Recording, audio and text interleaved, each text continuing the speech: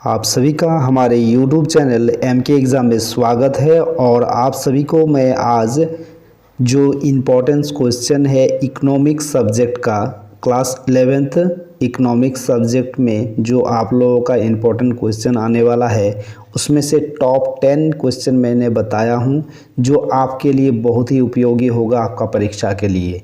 तो यहाँ पर आप देख सकते हैं ये जो क्वेश्चन है बहुत ही इम्पोर्टेंट है। आप लोगों को 10 क्वेश्चन अच्छा से कर लीजिएगा, आप लोगों का ये परीक्षा में आने वाला है।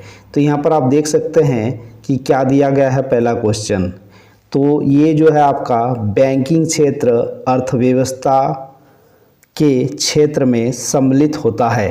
तो आपका ये जो क्वेश्चन दिया गया है कि बैंकिंग क्षेत्र अर्थव्यवस्था के क्षेत्र में सम्मिलित होता है, तो वह किस क्षेत्र में आप लोगों का सम्मिलित होगा। एक नंबर में जो दिया है तृतीयक, दूसरा नंबर में दिया है आपका प्राथमिक, और तीसरा नंबर में द्वितीयक, और चौथा नंबर में इनमें से कुछ नहीं। तो इसका जो आंसर हो जाएगा वो होगा आपका, क्या देख सकते हैं कि इसमें तृतीयक जो दिया गया है इसका आंसर हो जाएगा आपका तृतीयक होगा। बैंकिंग क्षेत्र आपका तृतीयक श्रेणी में आता है। ठीक है, नेक्स्ट आपका क्वेश्चन जो दिया गया है वो इस प्रकार है आपका कि यहाँ पर आप देख सकते हो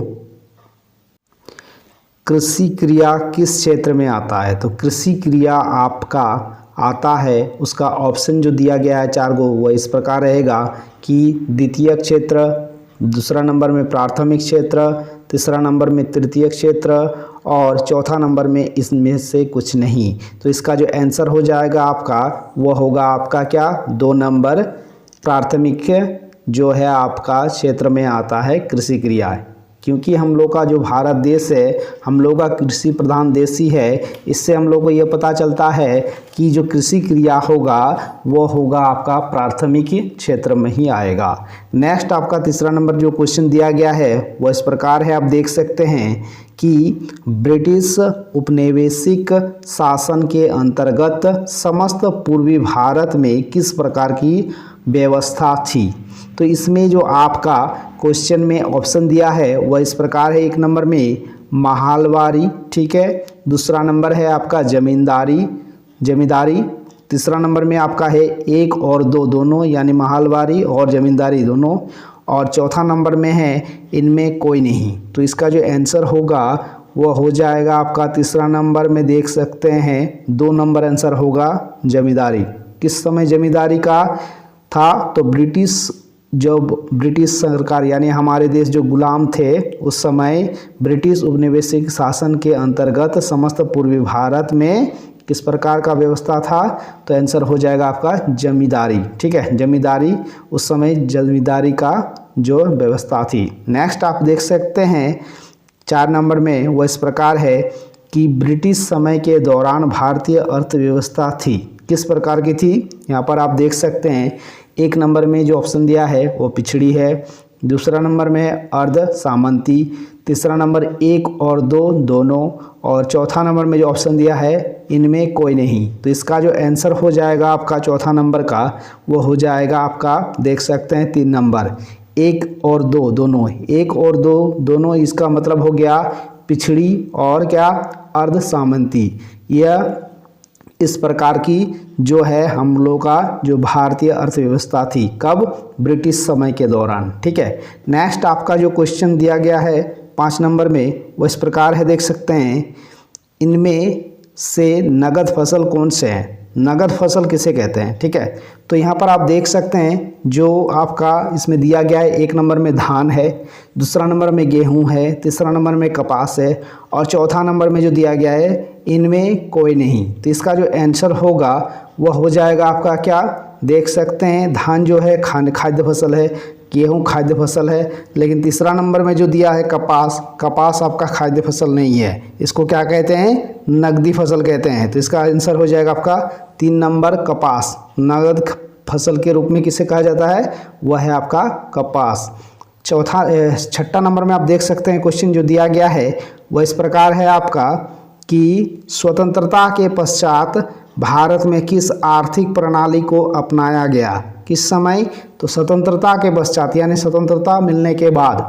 तो आपका 1 नंबर में जो ऑप्शन दिया गया है वह है आपका पूंजीवादी, दूसरा नंबर में है मिश्रित, तीसरा नंबर में है समाजवादी और चौथा नंबर में है आपका इनमें कोई नहीं। तो इसका जो आंसर हो जाएगा वह होगा आपका छठा नंबर का 2 नंबर मिश्रित, मतलब सभी प्रकार का। ठीक है, मिश्रित उस समय का जो आर्थिक प्रणाली था अपनाया गया था वह था क्या, मिश्रित प्रणाली, यानी सभी प्रकार मिश्रित। ठीक है, 7 नंबर में जो क्वेश्चन दिया गया है वह इस प्रकार है, आपका देख सकते हैं कि यहाँ पर देश की स्वतंत्रता के समय, ठीक है, देश की स्वाधीनता के समय कृषि की स्थिति थी, किस प्रकार की स्थिति थी। तो यहाँ पर 1 नंबर जो ऑप्शन दिया है वो अच्छी स्थिति है, दूसरा नंबर में दिया है बहुत पिछड़ी स्थिति थी और तीसरा नंबर में जो दिया गया है वह है आपका खाद्यान्न की कमी थी और चौथा नंबर में जो दिया है ऑप्शन वह है आपका बहुत अच्छी स्थिति थी। तो इसमें जो आपका आंसर हो जाएगा वह होगा आपका बहुत पिछड़ी स्थिति थी। उस समय जो खाद्यान्न की यहाँ पर देख सकते हैं बहुत ही क्या थी, पिछड़ी स्थिति थी। ठीक है, यहाँ पर क्वेश्चन बोला है कि देश की स्वतंत्रता के समय कृषि की स्थिति किस प्रकार की थी। जब स्वतंत्रता प्राप्त हुआ था उस समय जो हमारे देश की स्थिति किस प्रकार की थी, तो कृषि की स्थिति किस प्रकार थी। तो उस समय हम लोगों का जो कृषि की स्थिति थी वह आपका बहुत ही पिछड़ी स्थिति थी। ठीक है, उस समय सभी को अच्छी तरीके से कृषि के बारे में जानकारी नहीं थी। उसके बाद देखिए आगे दिया क्या गया है, जो आपका 8 नंबर में क्वेश्चन है कि भारतीय अर्थव्यवस्था है, किस प्रकार की अर्थव्यवस्था है भारत में। ठीक है, तो इसका ऑप्शन दिया है बंद अर्थव्यवस्था, 2 नंबर में अंतर्राष्ट्रीय अर्थव्यवस्था, 3 नंबर में क्षेत्रीय अर्थव्यवस्था और चौथा नंबर में खुली हुई अर्थव्यवस्था।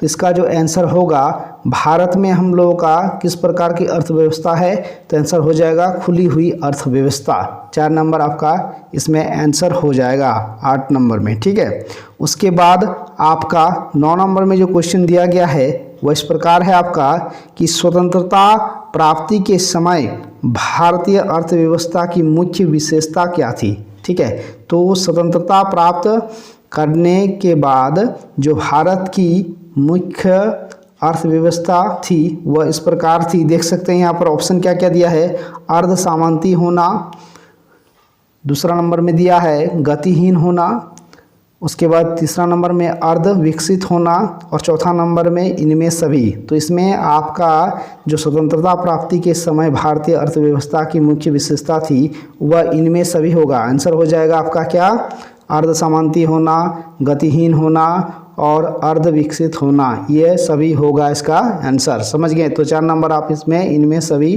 को टिक मार दीजिएगा, आपका आंसर सही हो जाएगा। जो आपका लास्ट क्वेश्चन दिया गया है वो इस प्रकार है, देख सकते हैं कि निर्माण क्षेत्र अर्थव्यवस्था है, तो किस प्रकार का अर्थव्यवस्था है आप देख सकते हैं। यहाँ पर 1 नंबर दिया है प्राथमिक, दूसरा नंबर द्वितीयक, तीसरा नंबर तृतीयक और चौथा नंबर में जो दिया है इनमें कोई नहीं।